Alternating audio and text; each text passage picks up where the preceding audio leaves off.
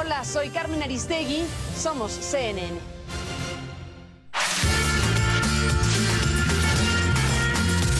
Somos CNN México.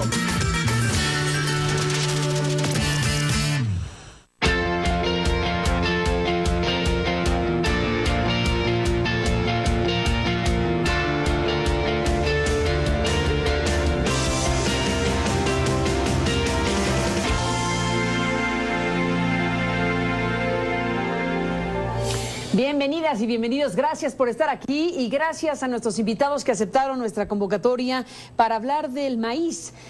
Bueno, no solo del maíz per se, sino de lo que está sucediendo en nuestro país con motivo de una demanda colectiva que lleva un proceso muy importante, muy interesante, que ha echado a andar un grupo de científicos y de personas y de mexicanos, desde luego interesados en que el avance de los transgénicos en este país no continúe, siendo, entre otras muchas cosas, México, pero principalmente el centro precisamente de origen del maíz, el centro de las razas nativas de maíz. Y bueno, es un tema muy importante que tiene desde el ángulo científico, por supuesto, el ámbito judicial, que es también una parte muy importante del programa de esta noche, porque se están cumpliendo efectivamente 2 años de este proceso colectivo en contra del maíz transgénico en nuestro país. Adelita San Vicente Tello es directora de la Fundación Semillas de Vida y es representante de esta colectividad demandante. Adelita, gracias por estar aquí vía telefónica, bienvenida. Muchas gracias a ti, Carmen, por cubrir esta importante nota. Muchísimas gracias. Al contrario, Adelita, gracias por estar aquí. En el estudio de CNN en la Ciudad de México, el doctor Antonio Turrent, que es un muy importante científico en México, miembro de la Unión de Científicos Comprometidos con la Sociedad, a quien le agradezco que esté aquí para hablar esta noche del tema. Gracias, doctor, bienvenido. Muchas gracias por la invitación. Bueno, diría, doctor, ¿por qué no los transgénicos? ¿Por qué dar una batalla colectiva entre organizaciones diversas, personas interesadas en el tema, científicos como usted? ¿Y por qué no? Hay varias razones. Hay dos muy centrales. Una de ellas es el asunto de inocuidad. Nos preocupa mucho que que es un país en donde más del 50% de la dieta proviene del consumo directo de maíz. Preocupa mucho que la ingestión que se hace de esa cantidad de maíz, si está contaminado con transgénicos, puede implicar riesgos a la salud, porque es un daño subclínico y crónico. Lo que se ha aprendido en la investigación que se ha hecho con mamíferos, no se puede usar con humanos, desde luego, muestra que esto es precisamente un daño de ese tipo. En las ratas alimentadas toda su vida con maíz transgénico, al iniciar el último tercio de su vida, las hembras desarrollaron tumoraciones de mama y hubo que sacrificarlas, y los machos murieron un poco antes de daños muy severos al hígado y a los riñones. De tal manera que si esta investigación, que por cierto ha habido mucha controversia de parte de las multinacionales que producen los transgénicos, ha habido mucha controversia, fue en un principio quitada de la circulación y requerida, y posteriormente volvió a ser publicada por una reacción que hubo en el mundo a que no era justo que esta investigación fuera retirada del conocimiento público. Cuénteme una cosa, doctor Turrent, ¿quién hizo esta investigación? ¿Qué institución la respalda? ¿Dónde se publicó? ¿De dónde se retiró? ¿Y dónde se volvió a publicar? Hay un grupo francés encabezado por el doctor Seralini, quien hizo la investigación durante 2 años, y esto fue publicado en la revista una revista, no recuerdo exactamente el nombre, Toxicología, y fue vuelta a publicar un año después por otra revista también europea que es sobre el aspecto de ecología, que cubre el aspecto de ecología. ¿Y es una investigación hecha por este científico y otros más en alguna institución en particular? Por un grupo en Francia, y el asunto fue de que se tomaron ratas que de por sí ya son susceptibles al cáncer de mama, porque esto es el sistema que se usa cuando se trata de averiguar si una molécula en particular es dañina. Entonces, lo que hacen estas ratas es magnificar el ser muy sensibles, y entonces siempre se compara con un testigo, o sea, alguna que es alimentada normalmente y las que son alimentadas con este alimento que tratamos de evaluar si es o no es inocuo para las ratas. Y entonces se alimentaron desde el destete las ratas duran 200 días. Durante toda su vida estuvo programada la alimentación con este alimento. Y los resultados fueron que en las hembras hubo 2 o 3 veces más frecuencia de tumoración de mama que el testigo, y en los machos hasta 5 veces mayor frecuencia que en los machos testigo, de tal manera que ahí hay una asociación entre el consumo de un tipo de un evento transgénico, se llama el NK603, que es el que da la tolerancia al glifosato, un herbicida. Entonces, un maíz sembrado, un transgénico de este tipo, se puede sembrar y se puede protegerlo de las malezas usando glifosato. El glifosato mata las malezas y no le hace nada al maíz. Y este es uno de los maíces que se usa con mayor frecuencia en todo el mundo.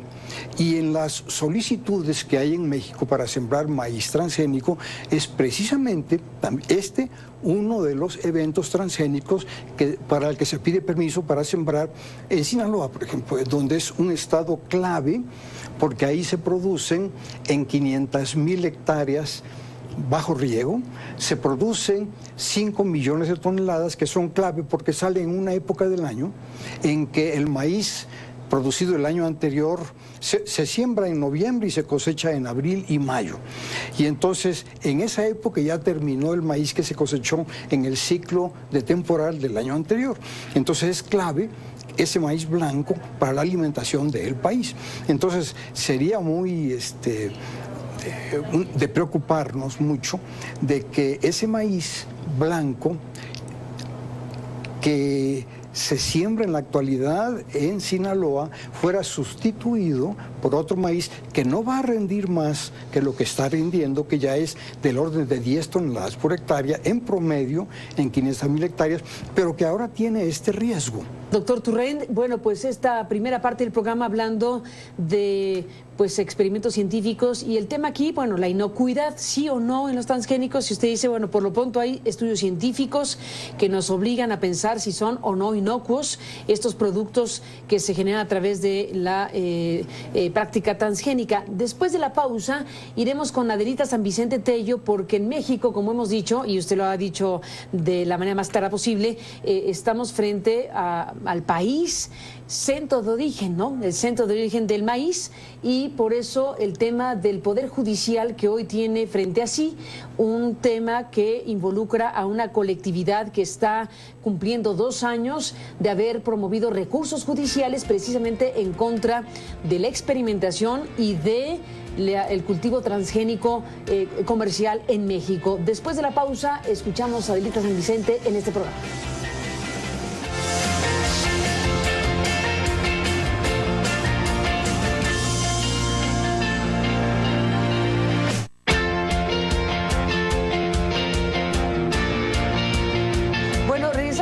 Conversación hablando de estos 2 años que esta demanda colectiva maíz está cumpliendo en estos días. Dieron una conferencia, han dado exposiciones públicas acerca del tema. Adelita San Vicente, en el tema judicial, ¿qué ha sucedido? ¿Dónde está parada esta acción colectiva versus el maíz transgénico en México? Mira, Carmen, hemos cumplido 2 años y estamos muy contentos porque realmente decir que desde el centro de origen del maíz estamos venciendo a esta, no solo es a Monsanto, pero pues Monsanto representa a esta empresa y a esta tecnología que realmente ha sido rechazada en el mundo. Pero es una demanda contra Monsanto, contra Syngenta, contra Dow AgroScience y contra Pioneer, así como contra el gobierno mexicano representado en la Secretaría de Agricultura y de Medio Ambiente. Y la demanda se centra en que los permisos que dio el presidente Calderón en 2009 y 2011 han contaminado este centro de origen del cereal, que podemos decir es hoy el más importante por su volumen de producción, por su adaptabilidad y versatilidad en el mundo. Entonces estamos muy contentos con estos 2 años, han pasado muchas cosas, imagínate contra quién nos metimos, tenemos cerca de 90 impugnaciones, 22 amparos han presentado, los 22 amparos los hemos ganado, estamos en 17 tribunales, hemos tenido sentencias muy favorables, sorpresivamente dentro del Poder Judicial hemos encontrado jueces y tribunales colegiados que han dicho cosas tales como que la biodiversidad no solo es un derecho actual de los mexicanos, sino de las generaciones futuras, o bien han dicho cosas que a lo mejor nos parecen a todos obvias, pero que las diga un tribunal, un juzgado es muy importante, como que el derecho de la colectividad es superior al derecho que tienen las empresas, porque ellas han argumentado que están perdiendo mucho dinero. Y lo más importante es que junto a esta demanda nosotros pedimos una medida cautelar pidiéndole a los jueces que suspendieran cualquier siembra de maíz transgénico en tanto se llevara adelante el juicio. Y esa medida fue concedida. Por eso tenemos 2 años es un poquito menos porque esta medida nos la dieron el 17 de septiembre de 2013 y tenemos todos estos meses sin siembra de maíz transgénico. Entonces, hoy estamos a la espera de una resolución de este juez sobre esa medida cautelar. Han metido sus argumentos las empresas, el gobierno, nosotros también los nuestros, y estamos a la espera de que la medida cautelar se establezca como definitiva y además de que el juicio comience. En estos 2 años no ha iniciado el juicio y nosotros lo que queremos es que en una instancia como el Poder Judicial se inicie el juicio y se debata sobre este importante tema, que es nuestro alimento básico, como bien lo ha dicho el doctor, es la base de nuestra alimentación, pero además es que somos el reservorio genético de este cereal que ya decía yo es el más importante hoy en el mundo. Entonces, pues es un debate muy trascendente para nosotros y eso es lo que estamos hoy esperando. Adelita, mencionaste al gobierno mexicano. Bueno, ustedes han procesado están en estos 22 amparos, recursos de amparo en 17 tribunales, y mencionaste al gobierno mexicano porque la solicitud de amparo es contra los actos del gobierno mexicano. Así es. ¿Había ya otorgado el gobierno mexicano algún permiso? ¿Había ya realizado alguna acción, obviamente, que es contra la que se amparan? ¿La puedes describir? Sí, claro. Como decía yo, en 2009 el presidente Calderón dio los primeros permisos para la siembra experimental de maíz transgénico, en octubre de 2009. Y anteriormente, en 2005 se había publicado la ley, pero al inicio del sexenio del presidente Calderón se publicó un reglamento por el cual se impulsó una controversia constitucional porque este reglamento va por encima de la famosa ley conocida como Ley Monsanto, pero que se llama realmente Ley de Bioseguridad de Organismos Genéticamente Modificados. Ya la primer violación de Calderón fue hacer un reglamento que fuera por encima de la ley. Esta controversia la interpuso el municipio de Tepoztlán y aunque la admitió la Suprema Corte de Justicia, ya después la desechó. Después, en 2009, da los primeros permisos con este reglamento violatorio de la Constitución y en 2011, antes de irse en enero, da los primeros permisos en fase piloto. Recordamos que la ley establece esta idea de que es caso por caso y paso por paso. Caso por caso, cada evento tiene un permiso para una siembra específica y caso por caso tiene y paso por paso, tiene que ir experimental, piloto, para después abrir a lo comercial.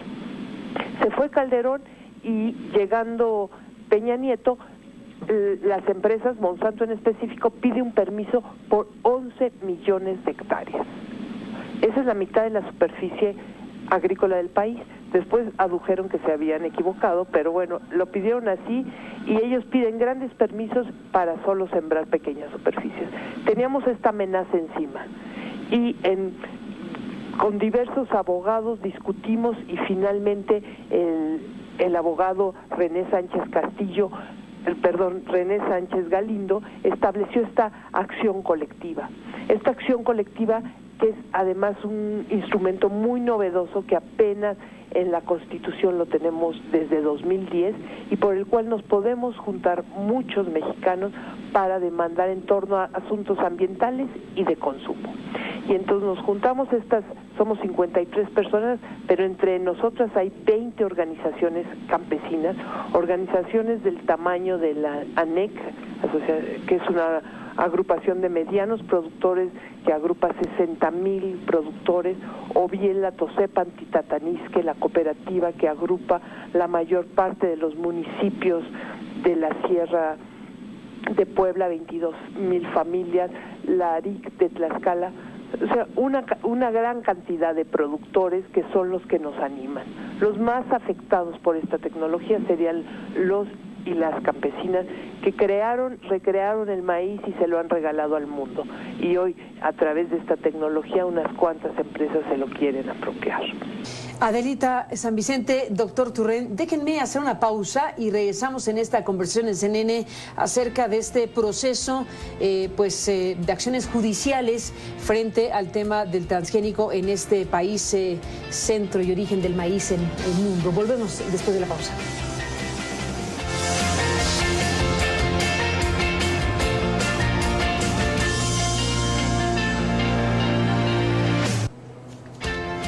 Bueno, entramos en la parte final de esta conversación con el doctor Turrent y Adelita San Vicente. Volvemos con ellos.